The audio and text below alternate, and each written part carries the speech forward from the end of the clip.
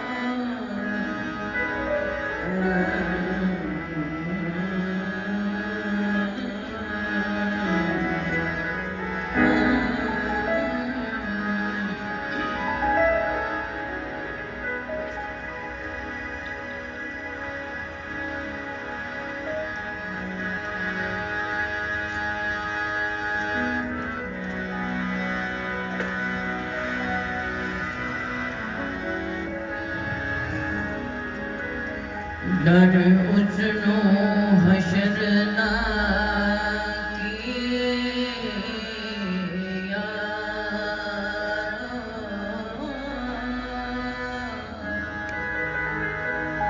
तेरे दिया मुर्शद नाल लड़ी होए।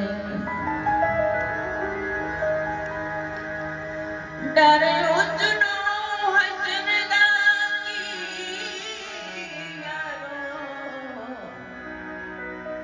तेरे दिया मुर्शद नाल लड़ी होए। दामन मेरा पीर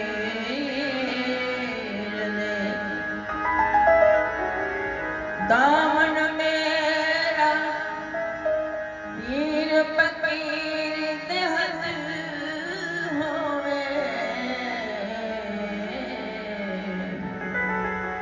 ते बुढ़ी क्यों ना उसदी चढ़ी होवे। दामन मेरा पीर फकीर दे हथ होवे।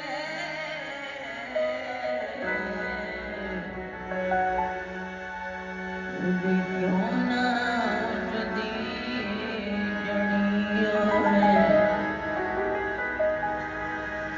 मुर्शद सोने दे,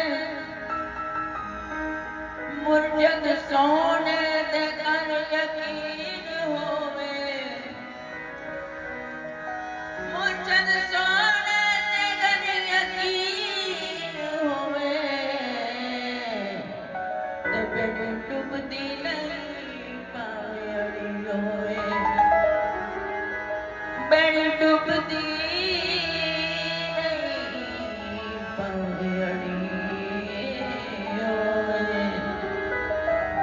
डुबदी नहीं पावे अड़ी होवे।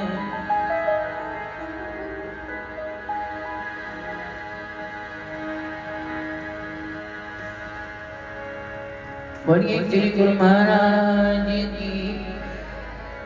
बोलो साचे दरबार। बोलिए घट घट वासी भगवान की। बोलो श्री स्वामी जी महाराज की।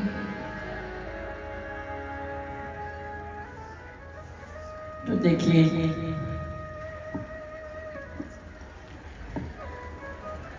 आज महापुरुषों की स्मृति के अंदर हम सब यहाँ बैठे हुए हैं।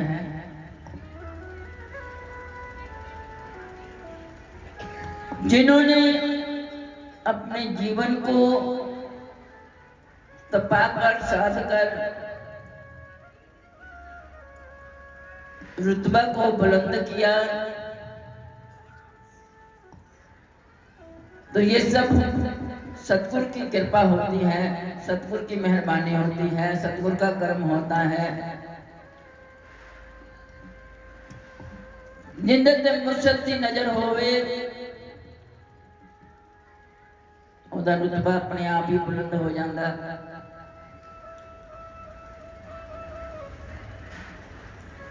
ये संसार एक सूखी बहर है। जैसे मेरे भाई ने कहा, ये जीवन रूपी एक कश्ती है जो इस सूखी बहर के अंदर तिर रही है। तिरते तिरते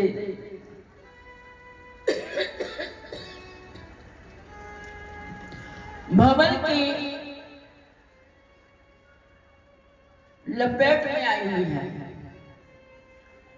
भंवर जो है अज्ञानता की, उस अज्ञानता की भंवर में जीवन की कश्ती जो है वो उलझी हुई है, क्योंकि भंवर से निकलना बड़ा मुश्किल है।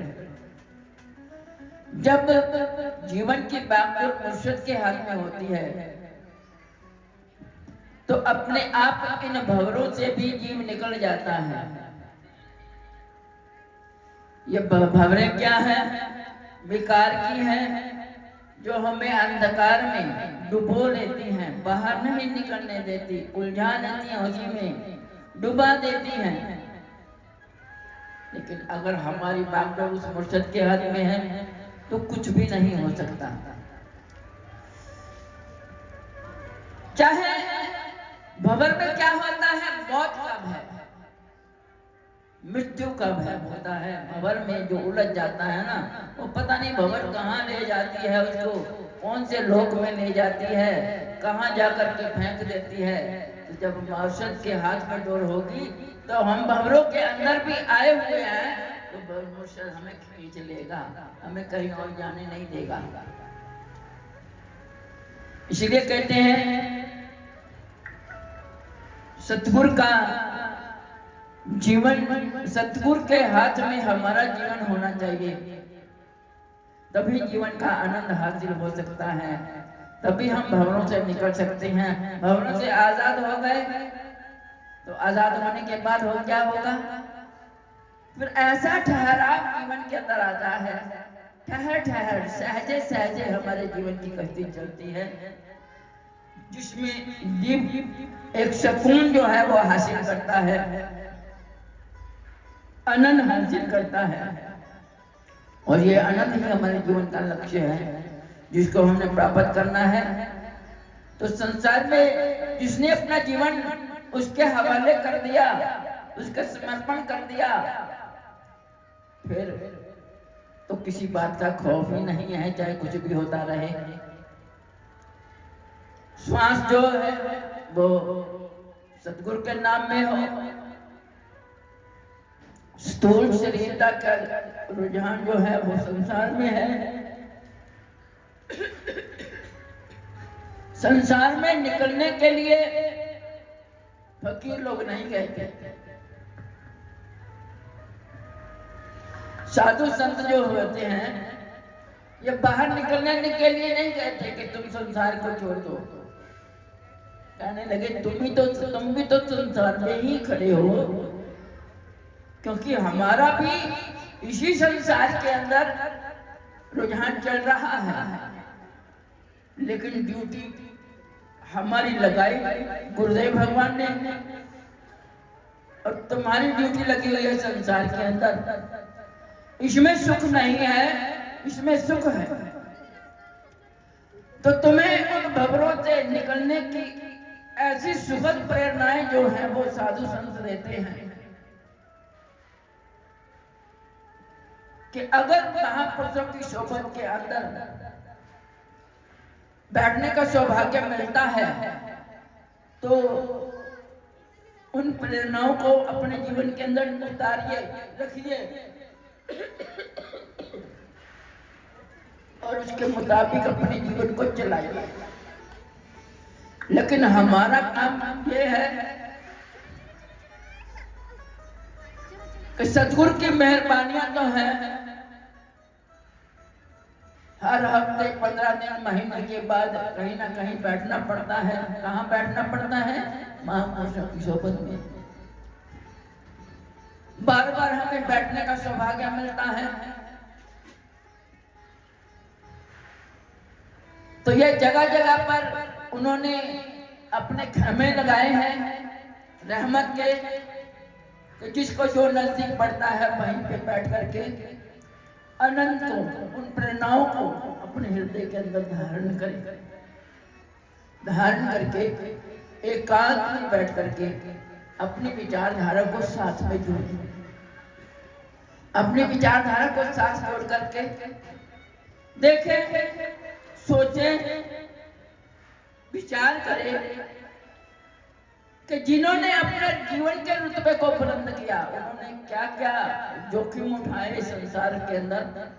ये तप करना, साधना करना इतनी आसान नहीं होती कि हम देखते हैं सूट बूट पहने, सुंदर कपड़े पहने, ये संसार के अंदर आए साधु लोग बैठे हैं, क्या सोफे पे बैठ जाते हैं, चौकड़ियां लगाकर बैठे हैं सामने हमारे, हम नतमस्तक हो रहे हैं, भीड़ के अंदर धक्के खा रहे हैं, ये आराम से बैठे हैं। आराम से बैठने के लिए जिंदगी पहले हराम करनी पड़ती है, ऐसे ही धक्के खाने पड़ते हैं। ये धक्के संसार के नहीं, हमें धक्के संसार के नहीं खिलाए गुरु महाराज जी ने। धक्के किसके खाए? विकारों के, विकारों की दुनिया के धक्के खा रहे हैं, खाए और उन धक्कों से निकाल करके पकड़ करके अपनी गोद में बिठा लिया। तो ये किस्मत नहीं है, खुशकिस्मती नहीं है तो और क्या है? खुशकिस्मती है ना हमारी, जो गुरु महाराज ने विकारों की दुनिया से धक्के जो खा रही हमारी रूह थी, निकाल लिया पकड़ करके और गोद में बिठा लिया, और धीरे धीरे एक एक बुर्की करके खिलाई, बुर्की खिला करके अपने हाथों से वो हमारे पेट को पोषण किया, हमारा पालन पोषण किया। कहते मास्टर है, अगर मास्टर अपने बच्चे को पढ़ा कर लिखा करके उसको अपने रुतबे से भी बड़ा रुतबा चाहता है शिष्य का, कि रुतबा बुलंद हो, मेरे से भी ज्यादा रुतबा बुलंद हो, तो ये करम नहीं तो और क्या है? ये रहमत नहीं तो और क्या है? हम कौन से काबिल हैं इसके कि हमारे कोई नतमस्तक हो, कोई मत्था टेके, कोई हमारे करीब आए, कोई हमको माने? हमें तो दुनिया का पता ही नहीं था, अनजान थे। लेकिन जब जानने का वक्त आया तब उन्होंने एक ऐसा रूप धारण कर लिया, खामोशी का आलम धारण कर लिया, बाहर से खामोश, लेकिन अंतर जो है, अंतर मन के अंदर जब हम उन्हें बिठाएंगे तो उनसे बातचीत होती है, हमसे बात होती है, हमें प्रेरणा देते हैं, हमें सीख देते हैं। देते वो हैं, हाथ वो उठाते हैं, बोलते वो हैं, नाम हमारा कर देते हैं। हम तो किसी काबिल नहीं करने कराने कने वाणी के अंदर करे करावे अपने आप मानुष के कछु नहीं आया। ये मानुष का जन्म है, हमारे तो हाथ में है नहीं। ये सब उनको समर्पण किया है तो वही सब कुछ करते हैं, पैगाम देते हैं। डूबे हुए जीवों को पकड़कर मेरी शरणागति में ले आओ, क्योंकि मालिक तो वही, उद्धार उन्होंने ही करना। ये तो ड्यूटियां लगी हैं, हम ड्यूटियों को निभा रहे हैं। हम निभा नहीं रहे, कर्ता नाम हमारा हो रहा है, लेकिन हम अकर्ता हैं। हम करने वाले नहीं, कर वही रहे। लेकिन ऐसे हैं जैसे बाप बच्चे का को कोई दुलार करता है, कोई प्यार करता है तो माँ बाप बड़ा खुश होता है, चाहे वो उसको जानता है नहीं जानता। सफर के अंदर देखो, हमारे बच्चे को कोई प्यार से हिलाता है, प्यार से दुलार करता है तो हम भी हंस पड़ते हैं और उसकी तरफ ऐसे प्यार भरी दृष्टि के साथ देखते हैं जैसे इनसे और हमारा कोई रिश्ता है, संबंध है, प्रेम का रिश्ता बन जाता है कि इन्होंने मेरे बच्चे को दुलार किया है, अपना समझा है। अपनत्व के अंदर इतनी ताकत होती है तो वो मौत को भी भुला देती है। अपनत्व जो होता है भुला करके वो ऐसे दुलार के अंदर उसको समाहित कर लेते हैं दुलार में कि जीवन रोता हुआ फिर मुस्कुरा पड़ता है। इतनी ताकत है दुलार के अंदर, प्रेम के अंदर। तो वही प्रेम के पाठ पढ़ाए जाते हैं, महापुरुष हमें प्रेम के पाठ पढ़ाते हैं। साधना का पल साधने के लिए जीवन को प्रेरित करते हैं कि ये तप करना भी जरूरी है। तप कैसे होता है? त्याग के द्वारा। त्याग के साथ फिर श्रद्धा और वैराग्य पैदा होता है। श्रद्धा पैदा विवेक जब जागृत होता है तो नारायण परमात्मा का समय होता है, मिलान होता है। उसका मिलन जब होता है तो बड़ा सुकून मिलता है। ऐसे सदगुरु ने हम पर कर्म किए हुए हैं, सब पे और हमारे ऊपर नहीं, आप सब पे कर्म किए हैं। जो आप यहाँ मौजूद बैठे हैं, हम सब एक ही क्लास के बच्चे हैं, आप भी और हम भी। लेकिन इतना है, हम माइक में बोल लेते हैं, आप हमारे पीछे बोल लेते हो। लेकिन फर्क इतना है, आप एक्सेप्ट नहीं करते, हम एक्सेप्ट करके अंदर डाल लेते हैं, इतना फर्क है। आप सुना कर जाते हो, हम सुन करके अंदर धारण कर लेते हैं, इतना फर्क है। तो इस फर्क को भी मिटाइए, सुनकर धारण कीजिए, अंतःकरण के अंदर बिठाइए, अंतर्मन के अंदर, और जुड़ने की कोशिश कीजिए। यही प्रेरणाएं जो है बार बार दी जाती हैं तो जुड़ने के लिए। तो जुड़ना किसने है? बोलो। भगवान ने हाथ दिए हैं स्वीकृति देने के लिए। जुड़ना किसने है? किसने जुड़ना है? आप सब से जुड़ना है। तो जुड़ने की कोशिश कीजिए, अपने श्वासों को उस प्रभु के साथ मिलाइए। हम महापुरुषों के भक्तों के चरित्र जो हैं वो सुनते हैं कि कैसे कैसे जीवन उन्होंने मुर्शिद के सानिध्य में गुजारा, कान पड़वाए, विषम खड़वाया, क्या कुछ नहीं किया, फिर जाके वो रुतबा मिला उनकी शरणागति का। हम कहें कि हम शरणागत में बैठे हैं, लाला दो ना ना ना।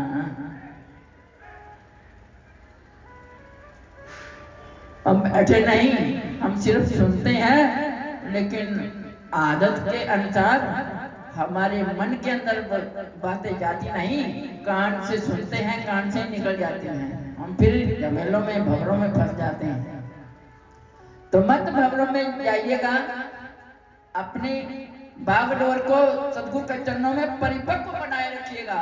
वो श्वासों की डोर है, उसके साथ बंधे रहिएगा, तो फिर आप भंवरों में नहीं जा पाएंगे। संसार में तुम्हारे हाथ पैर काम करेंगे, क्योंकि ये फराइज है अदा करने के लिए एक सिलसिला बनाया हुआ है संसार का भगवान ने। अगर इसको हम अपने जीवन का प्रैक्टिकल समझ लें, श्वास की धारा को उसके साथ जोड़ करके रखें, तो हम भंवरों में फंसेंगे नहीं, सिर्फ फराइज अदा करेंगे।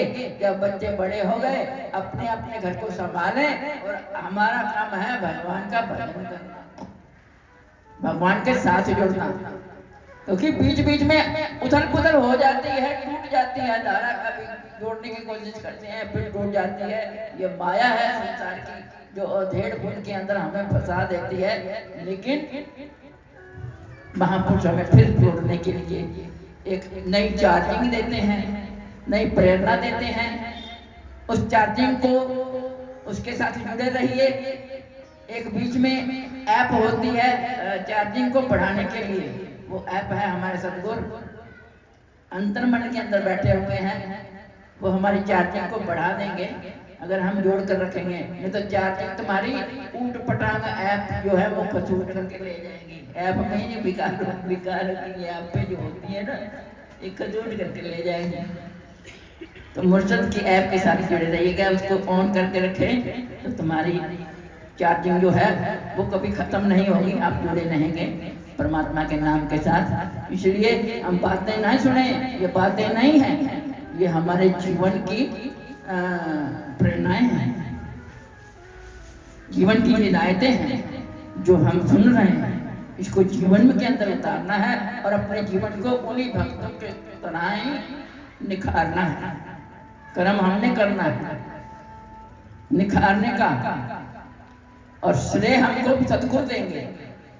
जो हम कोशिश ही नहीं करेंगे तो सतगुरु क्या करेंगे, क्या करेंगे। ऐसे बढ़ती है बदरिया, लेकिन उसके अंदर भीगे नहीं तो फिर मस्त क्या होगा पता नहीं।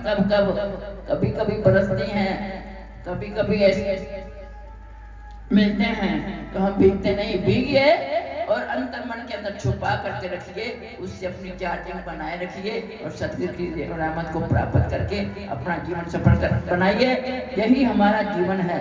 मैं अगर आगे चलती हूँ तो तुम्हारा टाइम ज्यादा हो जाएगा, क्योंकि बाबा जी तो बड़ा 4 बजाएंगे उम्र को। बहन जी कहते आप बोलोगे तो आपने 4 बजाने हैं, 4 मैंने बजने नहीं देने, चाहे 5 मिनट पहले खत्म कर दूं 4 नहीं बजाने। आप सबको भूख लगी है मेरे को पता है, लेकिन हम रोटी रोज खाते हैं। लेकिन ये जो चार्जिंग मिलती है, ये जो वीजा मिलती है, ये कभी कभी मिलती है। तो आइए, मैं आगे और नहीं जाऊंगी क्योंकि बहुत सुन लिया है, सभी संतों ने आपको प्रेरित किया है, तो मैंने भी थोड़ा बहुत बोल दिया है। मेरा इतना ही स्वीकार कर लेना और अब आगे और एक नए आनंद के अंदर जाते हैं कि हमारे जीवन का मुर्शद जो है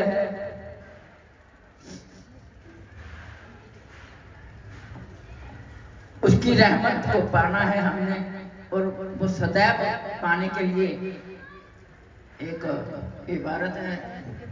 आइए हम भी अब जमा की रचना के द्वारा उस इबारत को जीवन के अंदर धारण करें और आनंद लें।